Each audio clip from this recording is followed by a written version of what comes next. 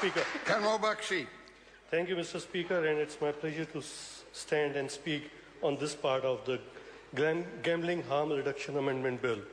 First of all, I would like to acknowledge Tarara Flawel for his work on this bill. I would also like to acknowledge the officials and the Select Committee for their consideration of this bill. Mr. Speaker, to start with, I would like to touch on gambling, the harm of gambling we have been taught from our childhood. Dr. Rajendra Prasad must be knowing the epic of Mahabharata, which is narrative of war of Kurukshetra, and that war is based on gambling. The gambling game between Kauravas and Pandavas saw 100,000 people lost their life during that war. So that was the lesson which we have been taught from childhood, that gambling is not a good thing. The government recognizes this, and we are working on it, and we'll see that the minister will be introducing some more measures in the year end and before the end of this year. The purpose of this bill is to provide additional measures to prevent and minimize the harms caused by gambling and ensure that money from the gambling benefit the community and assist community involvement in the decisions regarding the gambling. Gambling machine venues tend to be overly represented in lower income communities and town centers. Maori and Pacific Island areas are effectively being targeted and often severely harmed by these. Communities in South Auckland, especially in my area of South Auckland, have been very vocal in their representation against the number of pokie machines. The national government takes this problem very seriously. This bill enables the introduction of harm of minimization devices, and in addition to this, we have $55 million being invested in 3 years to focus that people get the assistance they need.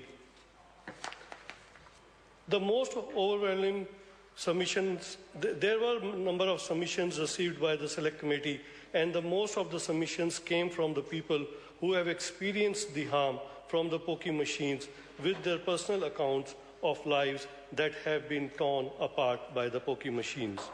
This bill seeks to overcome the vulnerable locations and reduce or transfer the majority of the pokies or even eliminate pokies from those suburbs and towns where they are particularly concentrated or doing particular harm.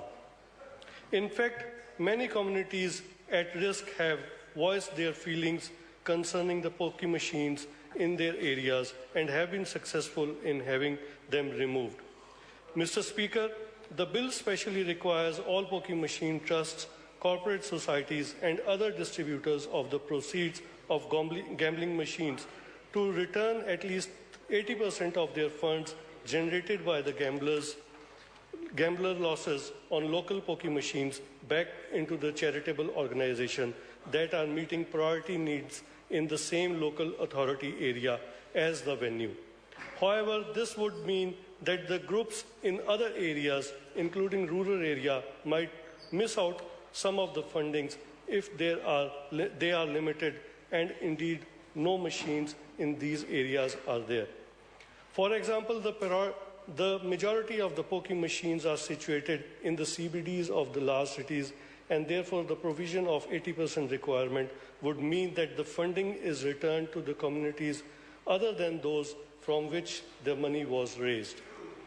Gamblers who experience problems with their behavior when using pokie machine will benefit from $55.3 million three-year strategy for the problem gambling. The provision will include frontline assistance and support in terms of safe gambling practices and raises awareness of the dangers of the gambling. Mr. Speaker, I commend this bill to the House.